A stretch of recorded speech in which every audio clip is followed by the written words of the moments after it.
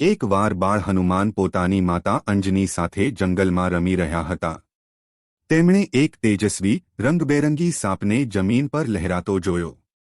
બાળ હનુમાનને લાગ્યું કે તે સાપ રમકડા જેવો છે. પોતાની રમતિયાળતામાં તેમણે ઝડપથી સાપને તેની પૂંછડીથી પકડી લીધો અને તેને હવામાં હલાવવા લાગ્યા. સાપ ડરી ગયો અને ફૂંફાડા માર્યા, પરંતુ હનુમાનની શક્તિ આગળ તેનું કંઈ ના ચાલ્યું. હસતા હસતા હનુમાન સાપને ઝાડની ડાળીની આસપાસ લપેટી ગયો, જાણે કે તે દોરડું હોય. સાપે વિચાર્યું, આ કોઈ સામાન્ય બાળક નથી. તેણે પોતાની શક્તિનો ઉપયોગ કરીને નાગલોકના રાજા વાસુકીને બોલાવ્યો.